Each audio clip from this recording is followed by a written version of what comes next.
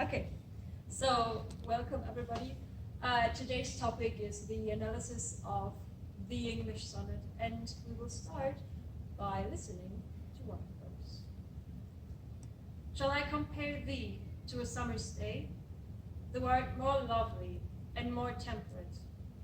Rough winds do shake the darling buds of May, and summer's leaves have all too short a date. Sometime too hot the eye of heaven shines, and often is his gold complexion dimmed. And every fair from fair sometime declines, by chance of nature's changing course and trade. But thy eternal summer shall not fade, nor lose possession of that fair thou owest, nor shall death brag though wanderest in his shade, when in eternal lines in time thou growest.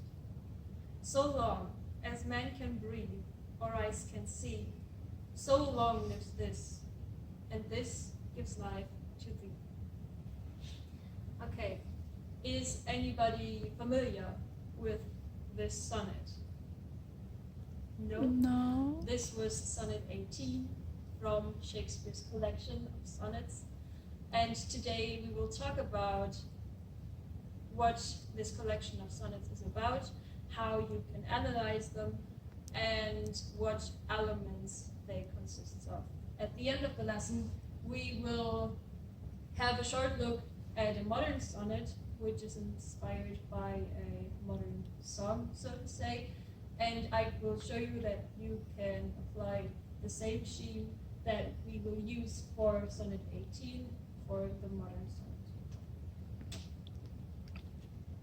Okay, first some information to William Shakespeare. William Shakespeare was born in 1564 and he died in 1616. He was an English playwright, a poet, and an actor, and during his lifetime he wrote 39 plays and 154 sonnets. Those sonnets are put into a collection that he published, and this collection is divided into two parts. The first part, sonnets 1 to 126, are about and addressed to a young man, which is also referred to as the fair youth. It is often said that, or he's often also referred to as the young lover.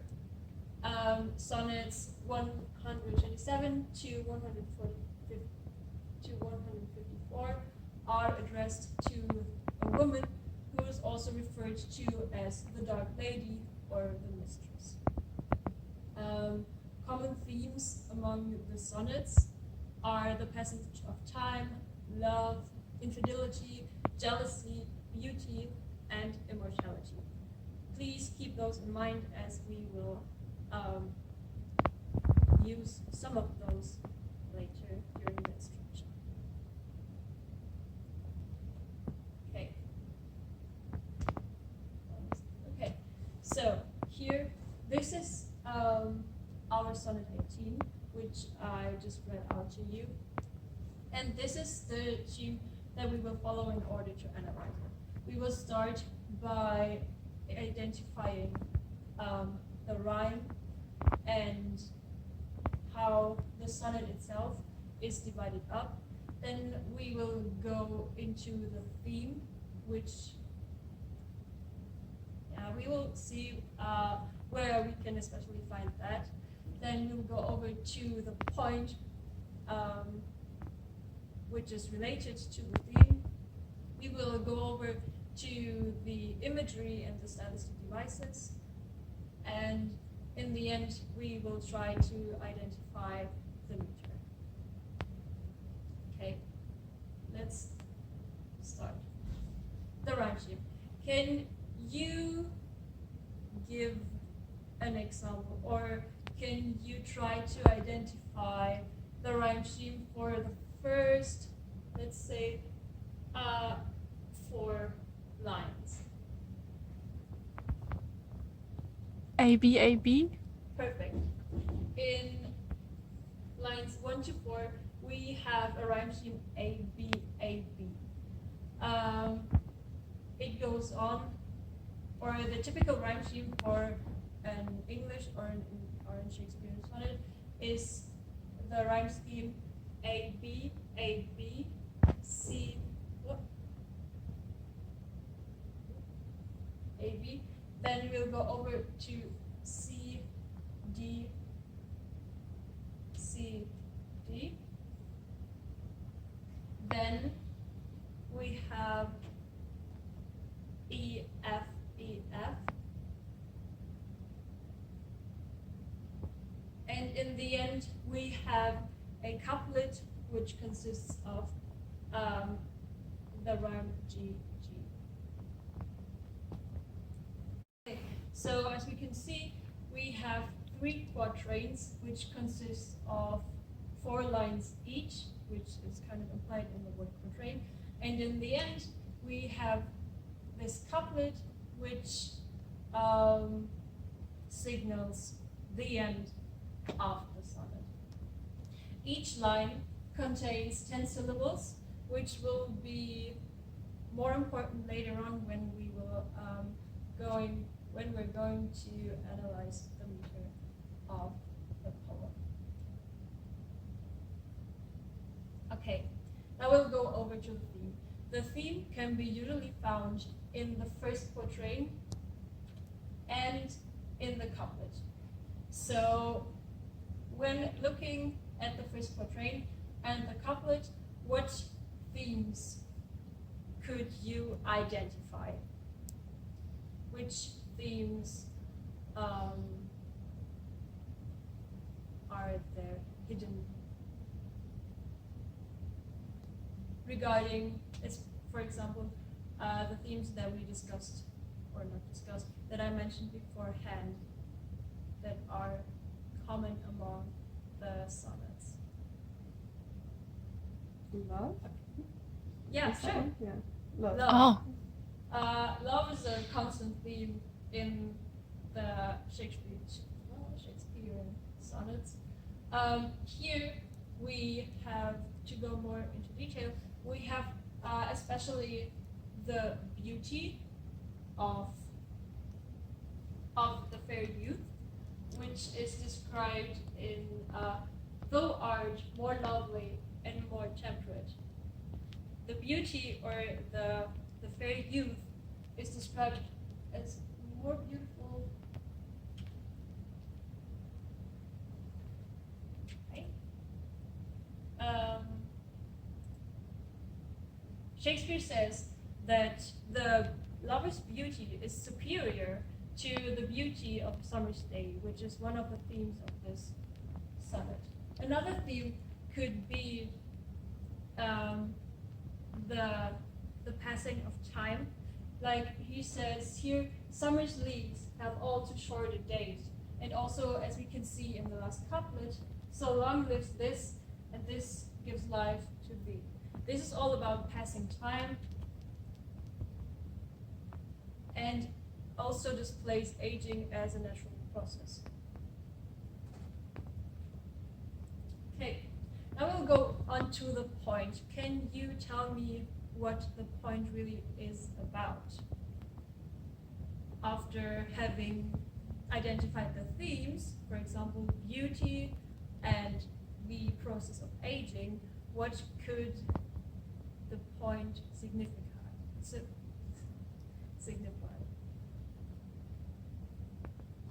Okay, so the point usually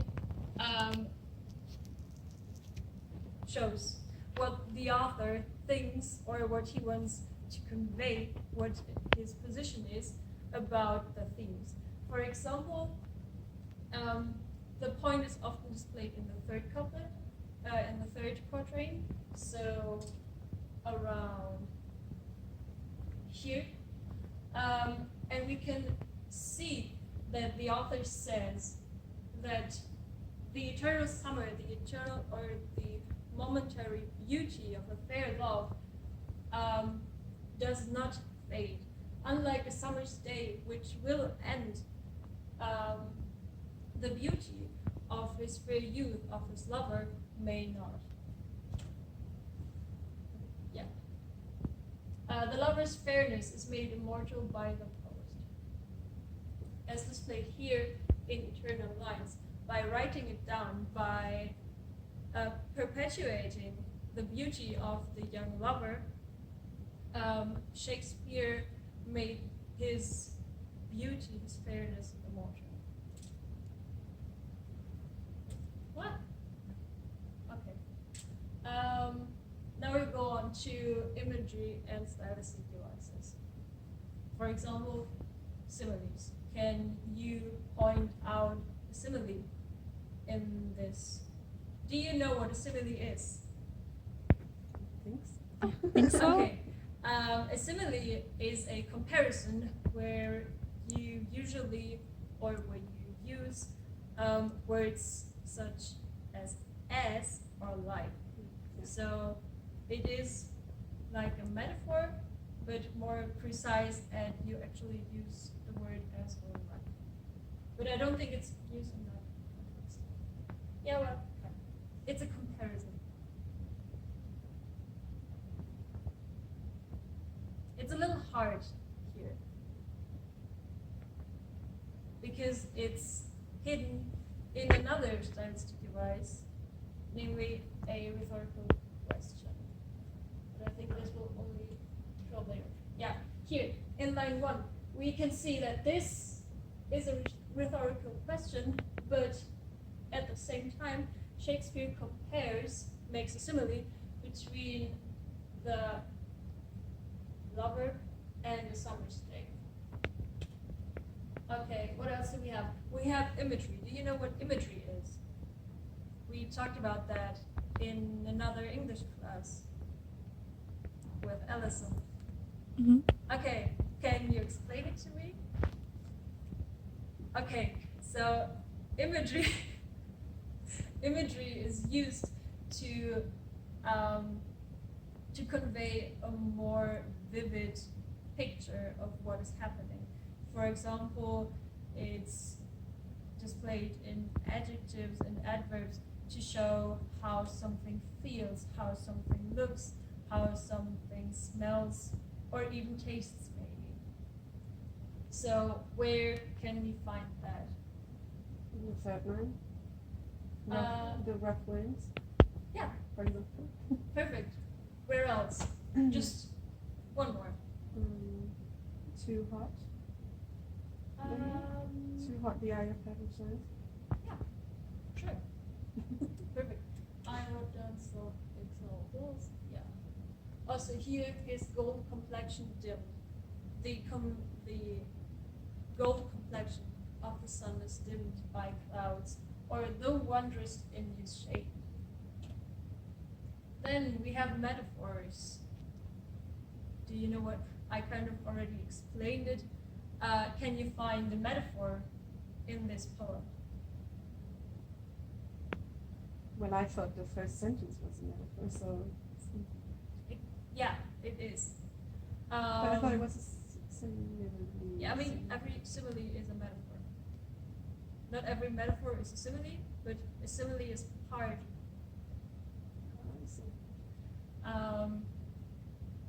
This is also kind of hard for this sonnet because the whole sonnet could act as a metaphor. Mm-hmm. As we compare, the first line is literally comparing the fair youth to a summer's day. This is going on throughout the whole sonnet. So you could say that the whole sonnet is a metaphor. Another good metaphor is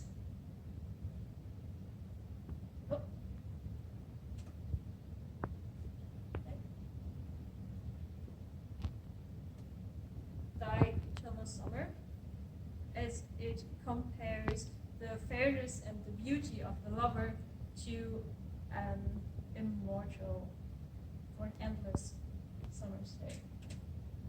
Then we have a personification here. Do you know what that is? Okay, can you point it out to me? Death. Yeah, death brags. As far as we know, death is not a person and might not be able to brag with it here with Shakespeare. it does. And then we have the third question. We already had that. Oh, and then we have one alliteration. Do you know what that is? Mhm. And can you explain it to me? In just a When two words start with the same letter. yeah, when words that follow each other All right, yeah. start with the same letters. Fair from fair. Perfect. Yeah, fair from fair. Another stylistic device that I have not written down would be assonance. Do you know what that is? No. Before. Yeah. Assonance is when in the same sentence words are used that sound the same or that include the same not vowels but Pronunciation. no Consonant. consonant. No, it's a okay. No, I was lost there.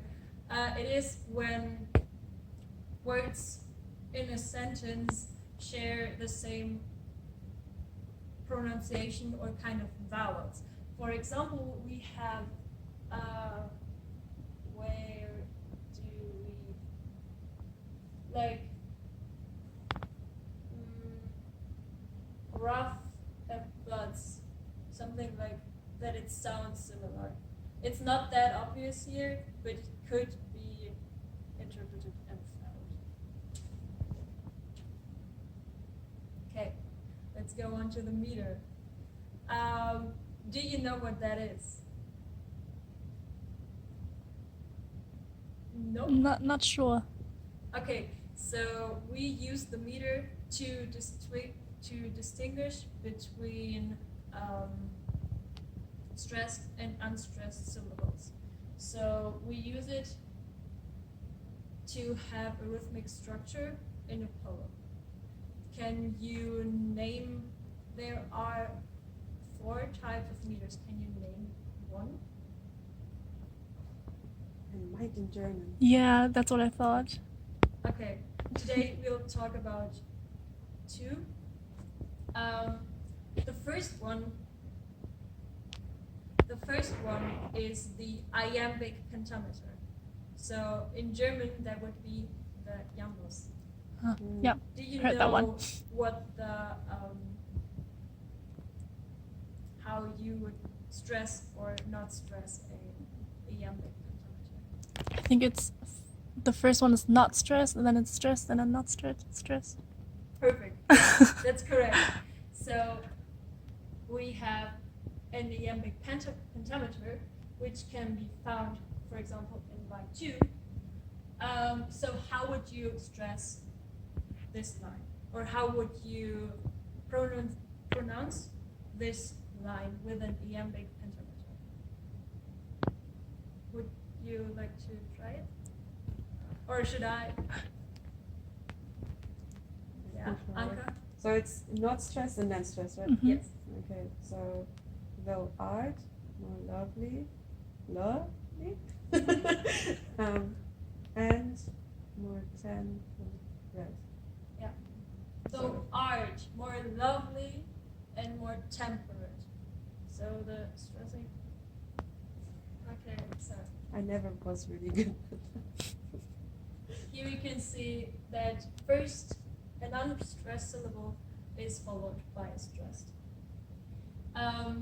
This pentameter is usually used in the English sonnets, although sometimes this might change. For example, in line 1, we don't have in line 1 we have a question. And what happens with our pronunciation if we are asking a question? The voice goes up. Exactly. So, and also what happens in the beginning, we usually stress the beginning of a question so that we don't stress the end. This is then called a trochee. I don't really know how to pronounce that. So that in the first foot, so the first two syllables are actually inversed. We don't have a iambic pentameter here, but a trochee. So that those are stressed, unstressed, and then we go on with the iambic pentameter with unstressed, stressed, unstressed, stressed. Is that understood? Does that make sense? Yeah. Okay, so we can see here that usually the iambic pentameter is used, but there might be used other meters, and they can also change in one line. This is where the 10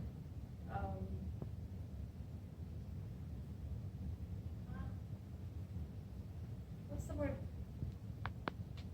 Syllables. This is where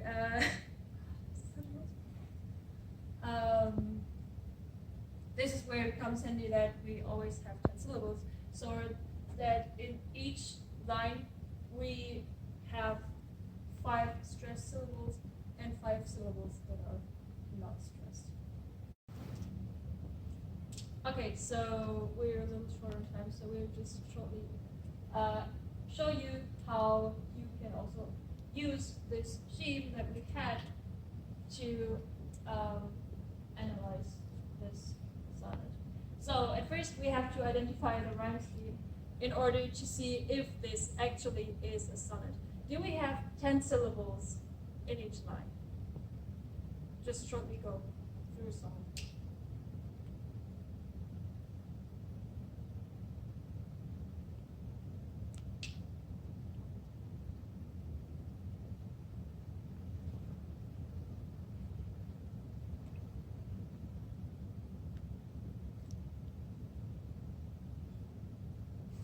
Yeah, okay, I'll just spoil it for you. We do. We have 10 syllables per line. You don't think so? Yeah, so all have seen, I've not just mill. We're just chill. Mill. So all have seen of mastered winters chill. I don't know, I think one. Okay, no, it's okay. What about the rhyme scheme? Do we have the A B A B, C D C D? Yeah. Command, land. So we have B, will, chill. So we have C, bay, and away. We have D and D, chains. Okay, so we have E, identity, and me, so F, and our last couplet with hold and cold with G. Okay, going on. We have our first quatrain, the second quatrain, the third quatrain, and our last couplet. What is the theme? Where can we look for the theme? What did I say? What are the common places where we can identify and see the theme? The first quatrain and the couplet? Perfect. So, this mountainside engulfed in snow untouched reveals the isolation I command. These icy storms that have tightly clutched within my heart have blanketed the land. I shan't again the falling snow withhold, for I have never been bothered by the cold. What could be the theme here?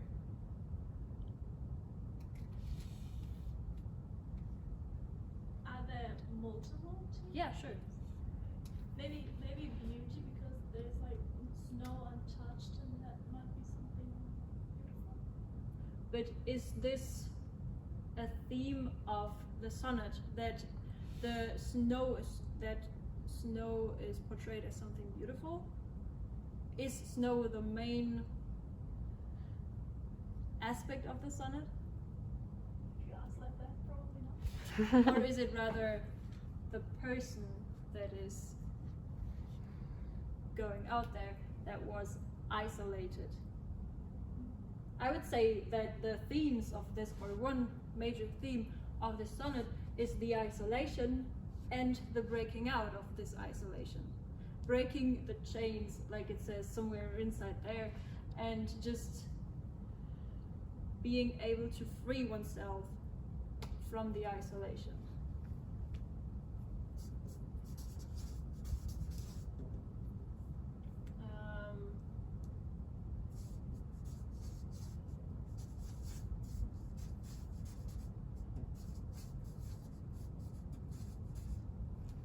Okay, then what was the next point?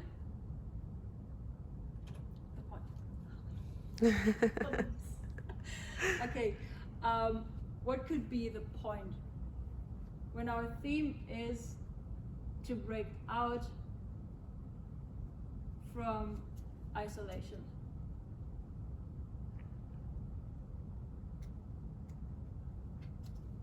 Freedom?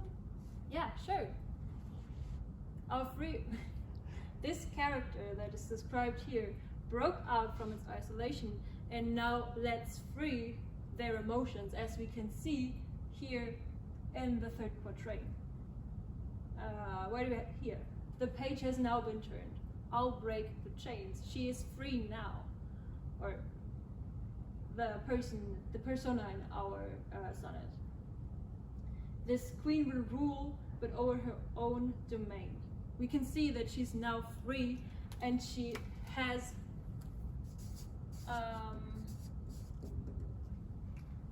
done this by herself. She has conquered this fear of letting go, this fear of not being able to express herself.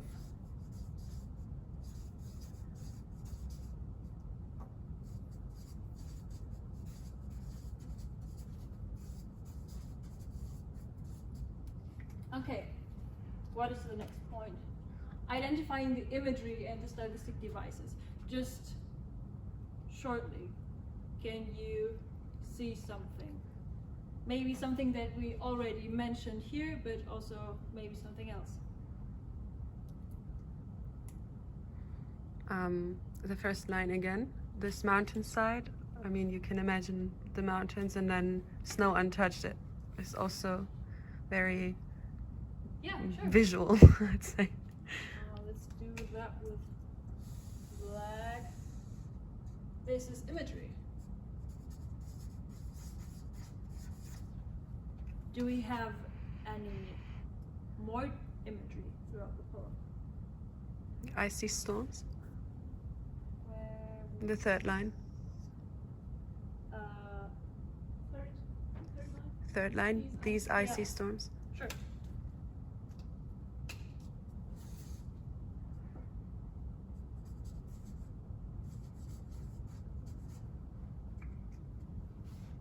And the winter's chill.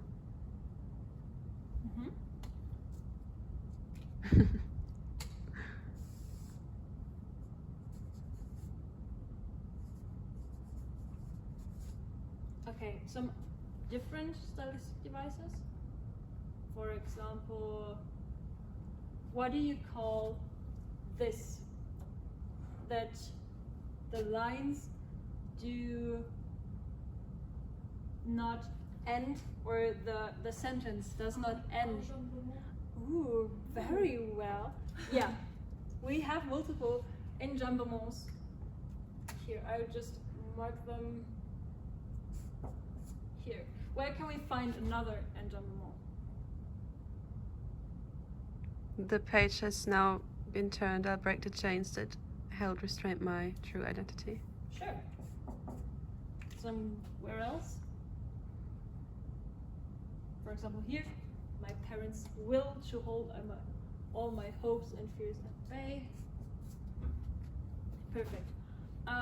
What else? I think, yeah, that's about it. Of course, you can find any more, but for now, this will be enough.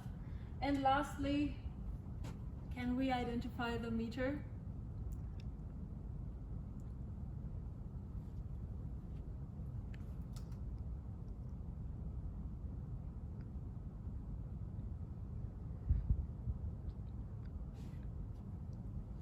Do you want to try? No.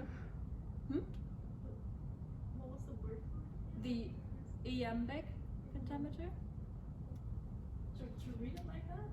Yeah, sure. Oh my god. Just maybe only the first quatrain. Or just the first line. This mountainside is gobbled in snow touched. Yeah, it works, doesn't it? So we have an unstressed first syllable followed by a stressed, the mountain side engulfed in snow untouched. Okay. Let's go to the second line. Does it work here too? Reveals the isolation I command. Yeah, it does. Reveals the isolation I command. No, it doesn't.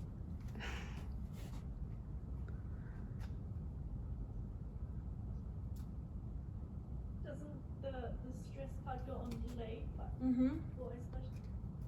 This is where I made the mistake. So this isolation I command. No, it makes sense. Yeah. So we see that we do have a iambic pentameter.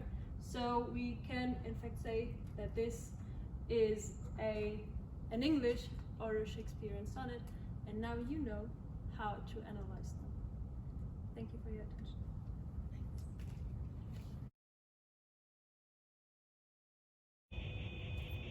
Okay, should we start with verbal, non-verbal communication? You want to split up with that? We never did that, but yeah. Oh, we kind of did. So yeah, it was very well done.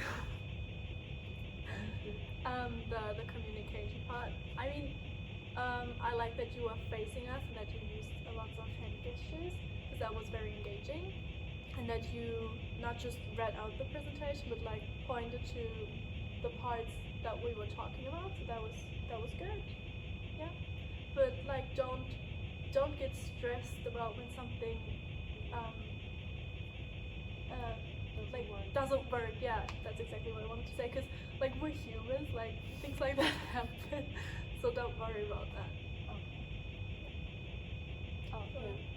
I was. Were you done? Yeah. I was gonna say the same. I also liked that you kept eye contact, and you could see that you were focusing on that and trying to keep that in mind, and you did. And yeah, I was gonna say the same with don't get stressed if you forget a word or something, because that's gonna happen also when you teach a proper class. Or if you forget to mention something that you wanted to mention, because they're not gonna know. Mm-hmm. So just wing it, basically. I'll try to. Like you were just like, it's good you were passionate about it. But yeah. Yeah. Think about. Yeah. It's just. Oh, maybe- about the It's okay. It's the verbal part. There was one thing that I noticed, which you don't have to keep in the video, but it's called scheme. Yeah, and you kept saying scheme, and I was like, I want to tell you, but Why yeah. didn't you tell me? I'm sorry, because I you could didn't say it before we filmed it again, and then you did say it. I'm like, but yeah, scheme. But other than that, your voice was clear. You didn't speak too fast or too slow. It was easy to follow. Okay. And what about The learning. the learning objectives? I mean, it was a lot of information, which can be good. I mean, it was interesting, but maybe it was a bit too much for like this task. I mean, one sonnet would have been enough, or even like just one analysis part, like just focus on the meter or something, because you could have just explained all the different types of the meter, and then we could just have focused on the example in the sonnet, because I think then we would have gained even more from it. But Yeah.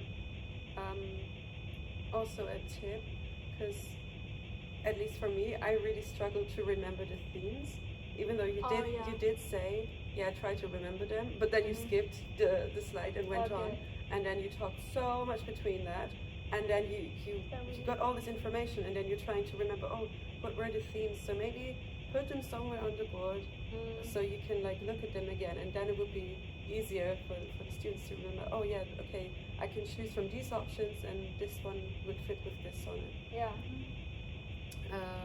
Also, I really like that you had the PowerPoint that we could read along with the sonnet, but maybe don't like do it too complex, because like you had to like always press the buttons to continue, and that kind of took time, I guess. And what I want to say is I want to say something about it. Oh yeah, just pay attention what you put on there, because for the themes, you put on their mortality, but you said immortality. Oh, that confused me a bit. I didn't even notice it. It's just a mistake that could happen. Yeah, I think I said it because the theme of this sonnet was the immortality of the youth. Yeah. Thanks a lot for the feedback. I'll try to apply it. Noise. Toy.